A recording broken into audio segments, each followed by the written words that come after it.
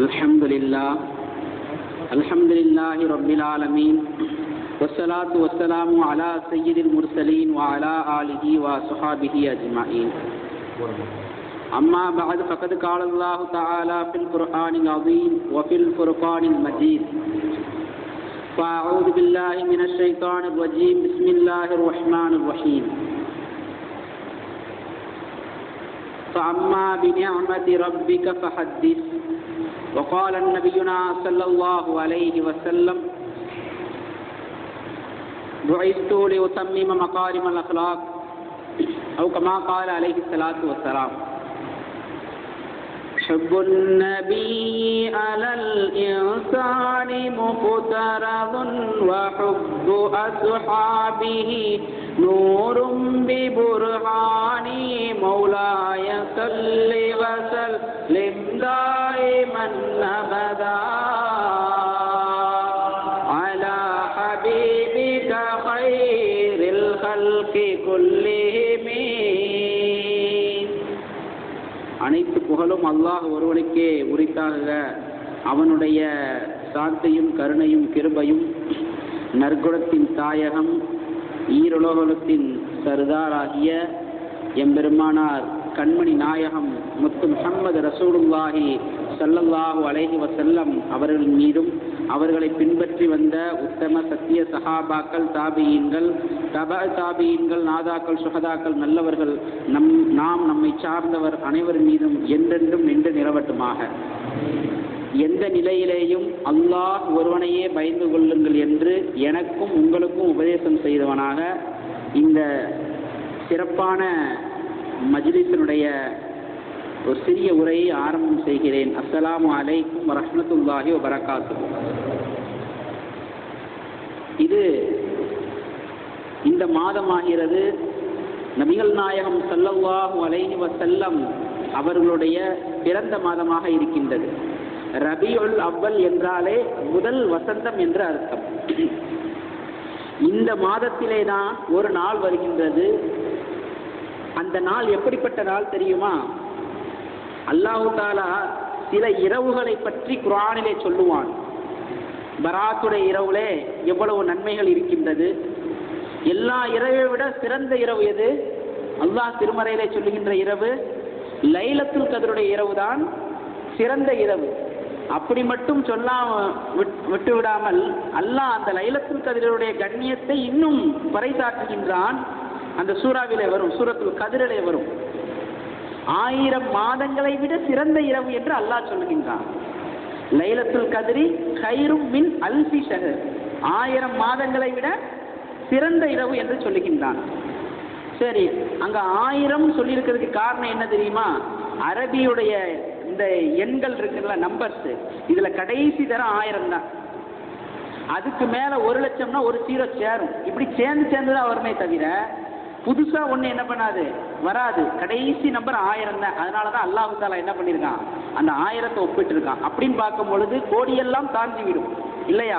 எல்லாம் சேர்ந்து தானே வருது. கடைசி நம்பர் 1000. புதுசா உருவாகிறதுனா 1, 2, 3 இது வந்து புதுசா அடுத்தடுத்து வருது, சேரல எதுவுமே. இப்படி 1000 வரையும் சேராமல் தான் வரும். 1000க்கு அடுத்து என்ன ஆகும் அப்படின்னா இப்படியே கொஞ்சம் கொஞ்சமா சேர்ந்து போயிடும். அதனால வந்து அல்லாஹ் 1000த்தை சொல்லி இருக்கின்றான். அப்போ லைலத்துல் கத்ருடைய இரவு இருக்குல்ல, ரம்ஜான் மாதத்துல, அப்பதான் நம்ம புத்தாடையெல்லாம் போட்டுக்கிட்டு அன்னைக்கு தான் வந்து தொழுக வராதவங்களை எல்லாம், பள்ளிவாசலுக்கு வராதவங்களே எல்லாத்தையுமே பார்க்கலாம். பள்ளிவாசல் நிரம்பி வழியும். அன்னைக்கு எதனால வந்து லைலத்துல் கத்ர் சிறந்த இரவாக இருக்கின்றதுங்கும் போது அல்லாஹு தஆலா சில காரணங்களை சொல்லி காட்டுகின்றான். லைலத்துல் கத்ரி கைரும் மின் அல்ஃபி ஷஹர், இது 1000 மாதங்களை விட சிறந்தது. தனஸ்ஸலுல் மலாயிகா, அந்த இரவிலே மலக்குமார்கள் இறங்குகின்றார்கள் என்று அல்லாஹ் திருமறையிலே சொல்லுகின்றான். அதற்கடுத்து இன்னா அன்ஸல்நாஹு ஃபீ லைலத்துல் கத்ர் வமா அத்ராக மா லைலத்துல் கத்ர் லைலத்துல் கத்ரி கைரும் மின் அல்ஃபி ஷஹர் தனஸ்ஸலுல் மலாயிகத்து வர்ரூஹு ஃபீஹா பிஇذن ரப்பிஹிம் மின் குல்லி அம்ர் சலாமுன் ஹிய ஹத்தா மத்லஇல் ஃபஜ்ர். அப்ப அந்த மலக்குமார்கள் இறைவனுடைய சலாமை ஏந்தியவர்களாக இந்த பூமியிலே இறங்குகின்றார்கள். இதனால் அல்லாஹு தஆலா அது 1000 மாதங்களை விட சிறந்தது என்று சொல்லி காட்டுகின்றான். அப்ப அந்த இரவிலே ஒரு அமலை செய்தோம் என்றால் 1000 மாதங்கள் நாம் செய்த நன்மையை ஒரு அமலுக்கு நாம் பெற்றுக்கொள்வோம். அதனால அல்லாஹு தாலா என்ன பண்ணியிருக்கிறான், லைலத்துல் கத்ருடைய இரவு அந்த ரமலானுடைய மாதத்திலே இவ்வளவு சிறந்த இரவு என்று குர்ஆனிலே சொல்லப்பட்டது. குர்ஆனிலே சொல்லப்பட்ட இரவுகளிலேயே சிறந்த இரவாக இறைவன் சொல்லுகின்றது எதை? லைலத்துல் கத்ருடைய இரவை. அந்த இரவிலே குர்ஆனும் இறக்கப்பட்டது இல்லையா? இப்போ இந்த 3 காரணங்களுக்காக வேண்டித்தான் இறைவன் அந்த இரவிற்கு அவ்வளவு பெரிய சிறப்பு அப்படின்னு சொல்லிட்டு குர்ஆன்ல சொல்லியிருக்கிறான். சரி, இதை ஒரு தடவை நம்ம புரிஞ்சு வச்சுக்கோங்க. எதுக்காக சொல்ல வரேன் அப்படின்னா, இதுக்கப்புறம் சொல்லக்கூடிய விஷயங்கள் இதோட ஒப்பிட்டு பார்க்கணும். 1000 மாதங்களை விட சிறந்த இரவு லைலத்துல் கத்ருடைய இரவு. ஆனால் 1000 லைலத்துல் கதிர்களை விட சிறந்த ஒரு இரவு இருக்கின்றது. அல்லாஹு தஆலா அப்படியும் ஒன்றை வைத்திருக்கின்றான். ஆனால் அதை குர்ஆனிலே மறைமுகமாகத்தான் சொல்லியிருக்கிறான். தெளிவாக நம்மளுக்கு என்ன பண்ண முடியல, சொல்லல இறைவன். 1000 லைலத்துல் கத்ர் இரவை விட சிறந்த இரவு ஒன்று இருக்கின்றது. அது எந்த இரவு தெரியுமா? அதுதான் பெருமானார் ஸல்லல்லாஹு அலைஹி வஸல்லம் இந்த உலகத்திலே தோன்றிய இரவு. ரபியுல் அவ்வல் 12, ரபியுல் அவ்வல் மாதம் 12வது பிறை இருக்கின்றதே, அந்த இரவு தான் எல்லாத்தையும் விட சிறந்தது. 1000 லைலத்துல் கத்ரை விட சிறந்தது அந்த ஸல்லல்லாஹு அலைஹி வஸல்லம் அவர்கள் பிறந்த இரவு ரபியுல் அவ்வல் பிறை 12. ஏன் அப்படின்னு கேட்டீங்கன்னா, லைலத்துல் கத்ர் எதற்காக சிறந்த இரவுன்னு சொல்லிட்டு ஒரு 3 காரணங்களை இறைவன் சொல்லுகின்றான். முதலிலே அந்த இரவிலே மலக்குமார்கள் இறங்குகின்றார்கள், அதனால் அந்த இரவு சிறந்த இரவாக இருக்கின்றது அப்படின்னு சொல்லிட்டு இறைவன் சொல்றான். ஆனால் ரபியுல் அவ்வல் பிறை 12 மலக்குமார்கள் சிறந்தவர்களா இல்லை நபிமார்கள் சிறந்தவர்களா? யார் சிறந்தவங்க? மலக்குமார்கள் சிறந்தவர்களா நபிமார்கள் சிறந்தவர்களா? நபிமார்கள் தான். சரி, மலக்குமார்கள் சிறந்தவர்களா ரசூல்மார்கள் சிறந்தவர்களா? ரசூல்மார்கள் தான். அப்போ ரசூலுகளுக்கெல்லாம் தலைவராக இருக்கக்கூடிய முஹம்மது நபி ஸல்லல்லாஹு அலைஹி வஸல்லம் அவர்கள் சிறந்தவர்களா மலக்குமார்கள் சிறந்தவர்களா? யார் சொல்லுங்க? முஹம்மது நபி ஸல்லல்லாஹு அலைஹி வஸல்லம் தான் சிறந்தவங்க. ஏன் அப்படின்னா, அல்லாஹ் ஹதீஸுல் குத்ஸில சொல்லி காட்டுவான், லவுலாக்க லமா ஹலக்துல் அஃலாக். நபியே நாயகமே, நீங்கள் இல்லை என்றால் எதுவுமே இல்லை. அல்லாஹ் சொல்றான், நபியே நாயகமே நீங்கள் இல்லை என்றால் எதுவுமே இல்லை என்று சொல்லுகின்றான். அப்போ ஸல்லல்லாஹு அலைஹி வஸல்லம் இல்லைன்னா எதுவுமே கிடையாது உலகத்துல. நான் மட்டுமல்ல, உலகமே கிடையாது, எதுவுமே கிடையாது. அப்படிப்பட்ட மலக்குமார்களும் கிடையாது. ஸல்லல்லாஹு அலைஹி வஸல்லத்தை வச்சுதான் எல்லாமே. அதனாலதான் ஸல்லல்லாஹு அலைஹி வஸல்லம் ஹதீஸ்ல சொல்லுவாங்க, அனமின் நூரில்லா, நான் இறைவனுடைய ஒளியிலிருந்து வந்தவன், வ குல்லு ஷைஇன் மின் நூரி, மற்ற அனைத்துமே என்னுடைய ஒளியிலிருந்து வந்தது. நாம் எல்லாம் யாருடைய ஒளியிலிருந்து வந்தவர்கள்? ஸல்லல்லாஹு அலைஹி வஸல்லம் ஒளியிலிருந்து வந்தவர்கள் தான். ஏனென்றால் இறைவனுடைய ஒளியை தாங்கிக் கொள்ளக்கூடிய சக்தி ஸல்லல்லாஹு அலைஹி வஸல்லம் மட்டும்தான் உண்டு, மற்ற யாருக்குமே கிடையாது. அதை முதல்ல நல்லா விளங்கி வச்சுக்கோங்க. அல்லாஹுடைய ஒளி இருக்கு தெரியுமா, அதை தாங்கிக் கொள்ளக்கூடிய சக்தி ஸல்லல்லாஹு அலைஹி வஸல்லம் அவருடைய உடலுக்கு மட்டும்தான் உண்டு, மற்ற யாருக்குமே கிடையாது. நபிமார்கள் அல்ல, ரசூல்மார்களிலே பலம் வாய்ந்தவர்கள் என்று சொல்லக்கூடியவர்களுக்கே அந்த சக்தி கிடையாது. ரசூல்மார்களிலே மிகவும் பலம் வாய்ந்தவர்கள் யார் தெரியுமா? மூசா அலைஹிஸ்ஸலாத்து வஸ்ஸலாம். அவங்க தான். அவங்க ஹைட்டே பார்த்தீங்கன்னா கிட்டத்தட்ட 60 அடிக்கு மேலே இருப்பாங்க. அவங்களுடைய காலத்தில் அப்படி மக்களுடைய நிலைமைகள் இருந்தது. புரியுதுங்களா இல்லையா? சில கூட்டங்கள் இருக்கு, என்ன தெரியுமா பண்ணுவாங்க, நம்ம ஒரு பாறையை தோண்டணும்னா இந்த ட்ரிம்மிங் மிஷினை வச்சு இப்படி ஓட்ட போட்டால் தோண்ட முடியும். ஆனால் அந்த கூட்டங்கள் என்ன தெரியுமா செய்யும்? பனி இஸ்ரவேலில் சில நபிமார்களுடைய கூட்டங்கள் அவங்க கையை வச்சு இப்படி தோண்டினாலே ஓட்ட விழுந்துரும் பாறை. அந்த அளவிற்கு பலம் வாய்ந்தவர்களாகவும் இருந்தார்கள் அந்த காலத்து மக்கள். அப்படிப்பட்ட மூசா அலைஹிஸ்ஸலாத்து வஸ்ஸலாம் அவர்கள் இறைவன்கிட்ட கேட்கிறாங்க, யா அல்லாஹ் உன்னைய நான் பார்க்கணும், யா அல்லாஹ் உன்னைய பார்க்கணும், நீ எனக்கு காட்டு அப்படிங்கும் போது, அப்போ அல்லாஹ் சொல்லுதான், உங்களால பார்க்கறதுக்கு சக்திலாம் கிடையாது, என்னை நீங்க பார்க்க முடியாது அப்படின்னு சொல்லிட்டு அல்லாஹு தஆலா சொல்றான். அப்ப இருந்தாலும் என்ன பண்ண, எனக்கு காட்டியே ஆகணும் நீ அப்படின்னு சொல்லிட்டு அல்லாஹ்ட்ட வாக்குவாதம் பண்றாங்க. கடைசியில அல்லாஹ் குர்ஆன்ல சொல்ற மாதிரி, நீங்க இந்த தூர் சீனா மலைக்கு வாங்க, அங்க வந்தா என்னைய பார்த்துக்கலாம் அப்படின்னு. முதல்ல இன்னொன்னு புரிஞ்சுக்கணும், மூசா அலைஹிஸ்ஸலாத்து வஸ்ஸலாம் அவருடைய பார்வை எவ்வளவு கூரிய பார்வை தெரியுமா? அவங்கள மாதிரி உலகத்துல யாராலுமே பார்க்க முடியாது. 30 இங்க இருந்து மூசா அலைஹிஸ்ஸலாம் இங்க நிக்கிறாங்கன்னா, அவங்க நிக்கிற இடத்துல இருந்து 30 மைல்களுக்கு அப்பால் கருப்பு கல்லிலே, கருப்பு இருட்டிலே, கருப்பு எறும்பை ஊர்ந்து போவதை 30 மைலுக்கு இப்பால் இருந்து பார்க்கக்கூடிய சக்தி பெற்றவர்கள் யாரு? மூசா அலைஹிஸ்ஸலாத்து வஸ்ஸலாம். 30 கிலோமீட்டருக்கு அந்த சைடு ஒரு கல் இருக்குது, கருப்பு கல். அதுல என்ன இருக்குது, கருப்பு எறும்பு ஊர்ந்து போகுது, கரும் இருட்டா இருக்குது. ஆனா அப்படி இருக்கக்கூடிய நிலைமையிலே 30 கிலோமீட்டருக்கு இந்த சைடு இருந்து பார்க்க சக்தி பெற்றவர்கள் மூசா அலைஹிஸ்ஸலாத்து வஸ்ஸலாம். அது என்ன சாதாரண பார்வையா? நம்மளால இங்க இருந்து அந்த பள்ளிவாசலுக்கு அந்த சைடு என்ன இருக்குன்னு நம்மளுக்கு தெரியாது இல்லையா? ஆனால் மூசா அலைஹிஸ்ஸலாத்துடைய பார்வை எவ்வளவு கூர்மையானது, நன்றாக சிந்தித்து பார்க்க வேண்டும். அப்படி பார்வை கொண்ட மூசா அலைஹிஸ்ஸலாத்து வஸ்ஸலாம் அவர்களை பார்த்து அல்லாஹ் சொல்றான், அவங்களால பார்க்க முடியாது அப்படின்னு சொல்றான். இருந்தாலும் என்ன பண்ணுங்க, நான் சரி காட்டுறேன், முடிஞ்சா பார்த்துக்குங்க அப்படிங்கிறான். அப்போ இந்த மலைக்கு வர சொல்லி 70,000 திரையாம் மூசா அலைஹிஸ்ஸலாத்து வஸ்ஸலாம் அவர்கள்ல இருந்து 70,000 திரைக்கு அப்பால் அல்லாஹு தஆலா அவனுடைய ஜோதியில் இருந்து நகை கன்றை விடவும் மிகவும் சிறிய ஒரு அளவை அங்கே இறக்கினான், ஒளியை. இது நான் என்னுடைய முழு ஒளியையும் நான் இறக்கவில்லை, நகக்கன்றை விட மிகவும் சிறிய அளவான என்னுடைய ஒளியை இறக்குகின்றேன். அதை 70,000 திரைகளுக்கு அப்பால் மூசா அலைஹிஸ்ஸலாத்து வஸ்ஸலாம் அவர்கள் நிற்கிறார்கள். அல்லாஹ் இங்கே இறக்கின்றான். இப்போ பார்க்கிறாங்க, அல்லாஹுடைய ஒளி இறங்கினதோட என்ன பண்ணிடுறாங்க, மூசா அலைஹிஸ்ஸலாத்து வஸ்ஸலாம் மயக்கம் அடித்து கீழே தள்ளப்படுகிறார்கள். கிட்டத்தட்ட அவங்க எழுந்துங்கிறதுக்கு எத்தனை வருடங்களோ மாதங்களோ கணக்கு சொல்றாங்க, அது சரியாக எனக்கு தெரியல. அத்தனை மாதங்கள் கழிச்சு தான் அவங்க எந்திரிச்சாங்களாம் இல்லையா? அப்போ 70,000 திரைகளுக்கு அப்பால் இருக்கின்ற இறைவனுடைய நகக்கன்று அந்த ஜோதியை பார்க்க சக்தி இல்லாமல் அல்லாஹ் குர்ஆனிலே சொல்லுகின்றான், வஹர்ர மூசா சஇகா, மூசா அலைஹிஸ்ஸலாத்து வஸ்ஸலாம் அடித்து கீழே தள்ளப்பட்டார்கள். அப்ப அந்த ஒளியினுடைய பவரை அவங்களால தாங்க முடியல. அப்படிப்பட்ட மூசா அலைஹிஸ்ஸலாத்தினாலே தாங்க முடியலன்னா மற்றவங்களால யாரால தாங்க முடியும்? ஆனால் இறைவனுடைய முழு ஜோதியையும் கண்ணார கண்டு, அது அம்பை விட, அம்புக்கும் வில்லுக்கும் எவ்வளவு தூரம் இருக்கும், அதை விட சமீபத்திலே ஒட்டி நின்று பார்த்துட்டு வந்தவங்க பெருமானார் ஸல்லல்லாஹு அலைஹி வஸல்லம் அவர்கள். அதனாலதான் மூசா அலைஹிஸ்ஸலாம் மேராஜுக்கு ஸல்லல்லாஹு அலைஹி வஸல்லம் போயிட்டு வரும் பொழுது மூசா அலைஹிஸ்ஸலாம் என்ன பண்ணுவாங்க, உங்களுக்கு என்ன கொடுத்தாங்க, 50 ரக்காத் தொலை அல்லாஹ் கொடுத்தான் அப்படின்னு சொல்லிட்டு யார் சொல்லுவா, ஸல்லல்லாஹு அலைஹி வஸல்லம் மூசா அலைஹிஸ்ஸலாத்துல சொல்லுவாங்க. இல்ல உங்க மக்கள் சக்தி பெற மாட்டாங்க, நீங்க போயிட்டு வாங்க அப்படின்னு சொல்லிட்டு என்ன பண்ணுவாங்க, மூசா அலைஹிஸ்ஸலாம் ஸல்லல்லாஹு அலைஹி வஸல்லம் திருப்பி எங்க அனுப்பி வைப்பாங்க, அல்லாஹ்ட்ட போய் கேட்டுட்டு வாங்க, குறைச்சிட்டு வாங்க அப்படின்னு சொல்லி அனுப்பி வைப்பாங்கல்ல. அது எதுக்காக தெரியுமா?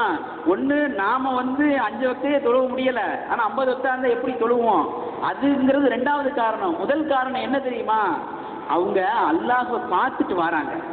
அப்ப அல்லாஹ்வை பார்த்துட்டு முத கீழே இறங்கும் பொழுது அந்த கண்ணை மூசா அலைஹிஸ்ஸலாத்து வஸ்ஸலாம் அவர்கள் இறைவன் ஸல்லல்லாஹு அலைஹி வஸல்லம் அவருடைய கண்ணில இறைவனை பார்க்க வேண்டும் என்பதற்காக வேண்டி திரும்ப போய் பார்த்துட்டு சொல்றாங்க. இவங்க அவங்களுடைய முகத்துல அல்லாஹ்வை பார்க்க வேண்டும். யாருடைய முகத்துல? நபி ஸல்லல்லாஹு அலைஹி வஸல்லம் உடைய முகத்துல இறைவனுடைய ஜோதியை வாங்கிட்டு தானே வராங்க, அல்லாஹ்வை பார்த்துட்டு வராங்க. அந்த ஜோதி ஸல்லல்லாஹு அலைஹி வஸல்லம் முகத்திலே இருக்கின்றது. அந்த ஜோதி நிறைந்த முகத்தை இவங்க முதல்ல பார்க்கணும் அப்படிங்கிறதுக்காக வேண்டி என்ன பண்றாங்க, திரும்ப இறைவனை போய் பார்த்துட்டு வர சொல்றாங்க. நேரில் தான் பார்க்கறதுக்கு சக்தி கிடைக்கல, ஸல்லல்லாஹு அலைஹி வஸல்லம் அவருடைய முகத்தை பார்ப்பது மூலமாகவாது இறைவனுடைய ஜோதியை நாம் தரிசிக்கலாமே என்ற ஆவலின் காரணமாகத்தான் திரும்ப என்ன பண்ணாங்க, 5 ரக்காயத்தை குறைக்கிற வரையும் போயிட்டு வர சொன்னாங்க. ஆக இறைவனுடைய ஜோதியை இந்த உலகத்திலே தாங்கக்கூடிய சக்தி நபி ஸல்லல்லாஹு அலைஹி வஸல்லம் அவர்களுடைய உடலை தவிர மற்ற யாருக்கும் அந்த சக்தி கிடையாது, இறைவன் கொடுக்கவில்லை. ஸல்லல்லாஹு அலைஹி வஸல்லம் அவர்களுக்கு மட்டும்தான் அந்த சக்தியை கொடுத்திருக்கின்றான். இதுதான் பெருமானார் ஸல்லல்லாஹு அலைஹி வஸல்லம் அவர்களுடைய சிறப்பாக இருக்கின்றது. ஆக மலக்குமார்கள் சிறந்தவர்களா, நபி ஸல்லல்லாஹு அலைஹி வஸல்லம் சிறந்தவர்களா? நபி ஸல்லல்லாஹு அலைஹி வஸல்லம் தான் சிறந்தவர்கள். அப்போ இந்த இரவிலே, லைலத்துல் கத்ருடைய இரவிலே மலக்குமார்கள் இறங்கியதனால் நம்மளுக்கு சிறப்பு. ஆனால் ரபியுல் அவ்வல் 12 இருக்கின்றது அல்லவா, அதிலே பெருமானார் ஸல்லல்லாஹு அலைஹி வஸல்லமே இறங்கி இருக்கிறாங்க. அப்போ 1000 லைலத்துல் கத்ர் இரவை விட சிறந்தது ரபியுல் அவ்வல் 12. முதல் காரணம். இரண்டாவது காரணம், குர்ஆன் இறக்கப்பட்டது, அதனால் லைலத்துல் கத்ருடைய இரவு சிறந்த இரவுன்னு சொல்றாங்க. ஆனால் ரபியுல் அவ்வல் இருக்கின்றதே, அந்த குர்ஆன் யாருக்காக இறக்கப்பட்டது? நபி ஸல்லல்லாஹு அலைஹி வஸல்லம் இருந்ததனால தான் நமக்கு குர்ஆன் வந்தது, அப்படித்தானே? நபி ஸல்லல்லாஹு அலைஹி வஸல்லம் அவர்கள் இருந்ததனால தான் நமக்கு என்ன வந்தது, குர்ஆன் வந்தது. அவர்கள் இல்லை என்றால் நமக்கு எதுவுமே கிடையாது. அதனால அவர்கள் இருந்தால்தான் குர்ஆனே நமக்கு, அவர்கள் இல்லை என்றால் அது நமக்கு கிடையவே கிடையாது.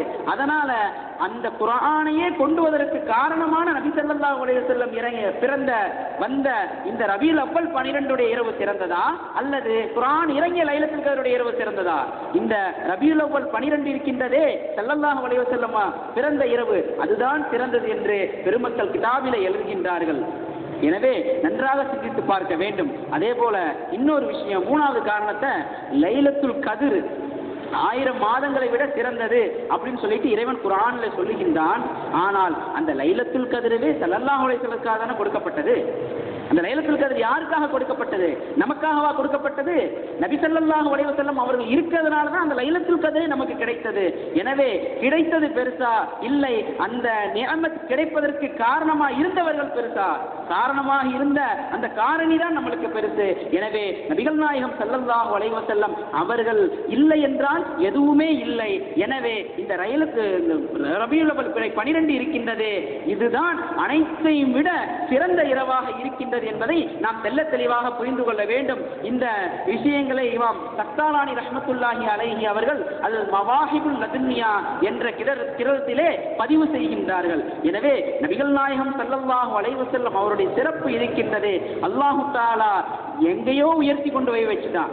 நாம ஸல்லல்லாஹு அலைஹி வஸல்லம் அவருடைய அந்த புகழை பாடுவதனால் மட்டும் அவர்களுடைய புகழ் என்றைக்குமே உயர்ந்தது கிடையாது. மாறாக அவருடைய புகழை பாடும் பொழுது நம்முடைய கண்ணியம் தான் உயர்கின்றது. நாம் அவருடைய புகழை பாட பாட பாட அல்லாஹு தஆலா மற்றவர்களுக்கு மத்தியிலே நம்முடைய கண்ணியத்தை உயர்த்துகின்றான். இதுதான் உண்மை. சஹாபாக்களுடைய காலங்களில் இருந்து இன்று வரையும் இதுதான் நிதர்சன உண்மையாக நடந்து கொண்டிருக்கின்றது. சஹாபாக்களே சில பேர் சொல்லி இருக்கின்றாங்க, ஒரு சஹாபி ஸல்லல்லாஹு அலைஹி வஸல்லம் மேல கவிதையை பாடக்கூடியவர்களாக இருந்தார்கள், அவங்க ரொம்ப கவிதை படிக்கக்கூடியவர்களாக இருந்தார்கள். கடைசியில அவர்கள் 120 வருடங்களுக்கு மேலாக வாழ்ந்ததாக சொல்லப்படுகின்றது. அப்படிப்பட்ட அந்த சஹாபி சொல்கின்ற வார்த்தை கடைசி நேரத்தில் என்ன தெரியுமா? நான் முஹம்மதுவின் மீது கவிதையை பாடியதினால் முஹம்மதுவிற்கு சிறப்பு வரவில்லை, மாறாக அவரை புகழ்ந்ததின் காரணமாக என்னுடைய கவிதை தான் சிறப்பு பெற்றது என்பதாக அந்த சஹாபி சொல்லி முடிக்கின்றார்கள். அருமையானவர்களே, பெருமானார் ஸல்லல்லாஹு அலைஹி வஸல்லம் அவர்களை புகழ்வதை தவிர வேறு ஒன்றுமே நமக்கு வேலை இல்லை. நாம் இப்போ தொழுகின்ற தொழுகையும் அவர்கள் மூலமாகத்தான் வந்தது. நாம் கொடுக்கின்ற ஜக்காத்துடைய அந்த சட்டங்களும் அவர்கள் மூலமாக தான் வந்தது. நாம் செய்கின்ற ஹஜ்ஜும் அவர்கள் மூலமாகத்தான் வந்தது.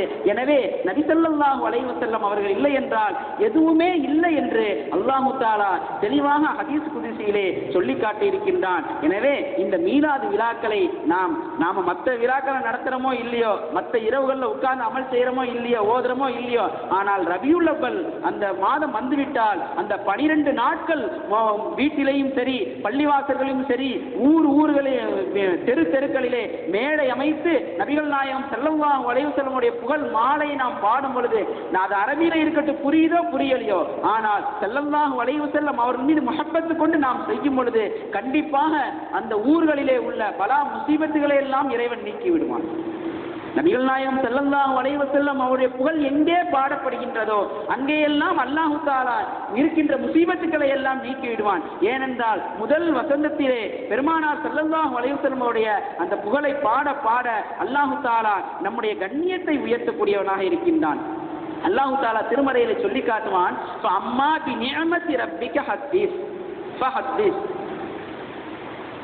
அதாவது நபியே நாயகமே, உங்களுடைய மக்களுக்கு நீங்கள் சொல்லுங்கள், என்ன உங்களுக்கு அளிக்கப்பட்ட நியமத்தை மக்கள் மத்தியிலே நீங்கள் சொல்லுங்கள். இப்ப எனக்கு ஒரு நியமத்தை அளிக்கப்பட்டிருக்குன்னு வச்சுங்களேன், அதை நான் என்ன பண்ணணும்? அல்லாஹு தஆலா எனக்கு இந்த நியமத்தை செஞ்சிருக்கான்னு உங்கள்கிட்ட, என்னுடைய சக நண்பர்கள்ட்ட, என்னை சுற்றி இருக்கிறவர்கள்ட்ட நான் பேசலாம். அல்லாஹு தஆலா எனக்கு இந்த நியமத்தை செய்திருக்கின்றான், அல்லாஹு தஆலா எனக்கு இவ்வளவு செல்வங்களை கொடுத்திருக்கின்றான், இறைவனுடைய அந்த கருணையினால் எனக்கு இந்த செல்வம் வந்தது என்று இறைவன் நமக்கு அளித்த நியமத்தை பற்றி மக்கள் மத்தியிலே சொல்லுகின்றான். ஃபஹத்தீஸ் அப்படின்னா நீங்க பேசுங்க அப்படின்னு சொல்லிட்டு அர்த்தம். அப்போ நமக்கு அளிக்கப்பட்ட நியமத்துகளை பற்றி மற்றவங்க மத்தியில் இறைவன் பேச சொல்கின்றான். ஆனால் ஒரு விஷயத்தை நன்றாக புரிந்து கொள்ள வேண்டும்.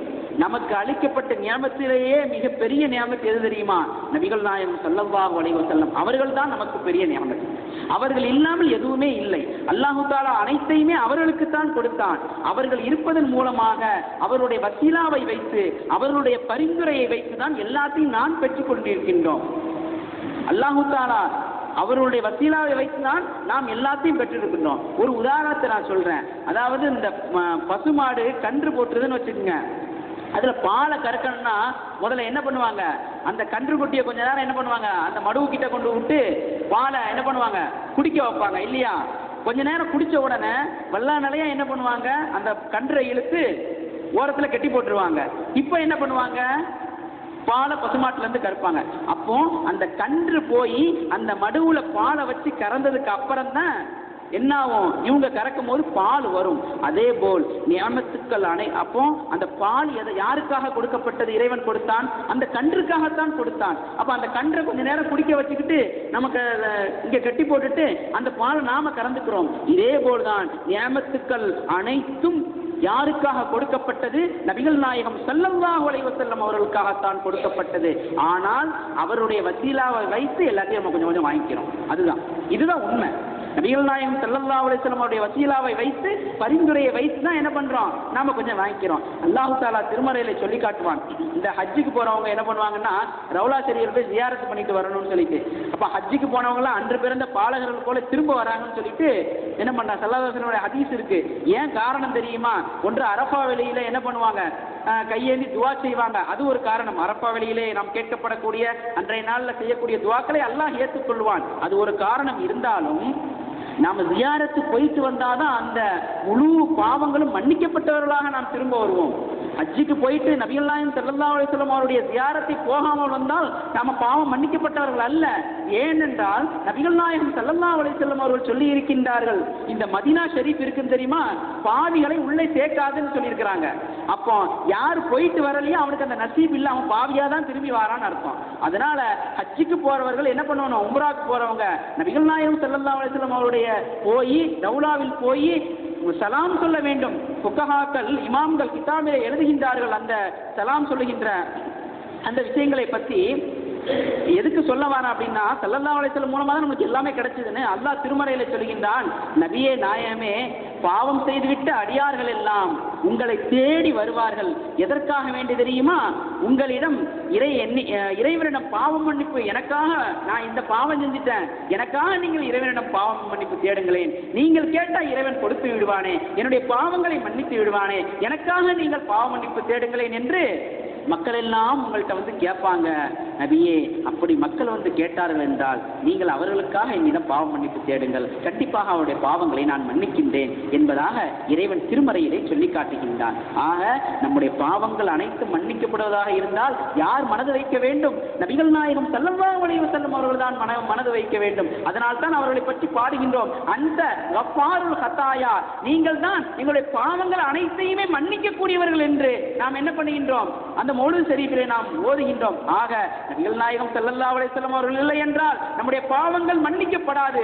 அவருடைய வசீலாவை வைத்து கேட்டால்தான் நம்முடைய பாவங்களும் மன்னிக்கப்படும், அனைத்து நியமத்துக்களும் நமக்கு கிடைக்கும். எனவே அப்படிப்பட்ட பூமாநபி ஸல்லல்லாஹு அலைஹி வஸல்லம் அவருடைய அந்த புகழை நாம் பாடிக்கொண்டே இருக்கட்டும். வாழ்நாள் முழுவதும் பாடிக்கொண்டே இருந்தாலும் சரிதான், அது அவருடைய நமக்கு தான் கண்ணியமே தவிர அவருடைய புகழ் அதனால் உயர்ந்து போவதில்லை. அவருடைய புகழை ஏற்கனவே அல்லாஹு தஆலா யாருமே எட்டாத அளவுக்கு உயர்த்தி விட்டான். எனவே அல்லாஹு தஆலா நபிகள் நாயகம் ஸல்லல்லாஹு அலைஹி வஸல்லம் அவருடைய அந்த மௌலிது ஷரீஃபை 12 நாட்களும் இல்லை 30 நாட்களும் நாம் நம்முடைய வீடுகளிலே ஓதக்கூடிய ஒரு பாக்கியத்தை தருவானாக. அதற்குள்ள நாம் மரணிப்பதற்குள்ளாக பெருமானா ஸல்லல்லாஹு அலைஹி வஸல்லம் அவருடைய கனவிலே பார்க்கக்கூடிய பாக்கியத்தை அல்லாஹு தஆலா நம் அனைவருக்கும் தந்தருள் புரிவானாக. அந்த நபியினுடைய பொருட்டினால் அல்லாஹு தஆலா நம்முடைய பாவங்கள் அனைத்தையும் மன்னித்து அருள் புரிவானாக. வாய்ப்புக்கு நன்றி கூறி விடைபெறுகிறேன். அஸ்ஸலாமு அலைக்கும் வ ரஹ்மத்துல்லாஹி வ பரகாத்துஹு.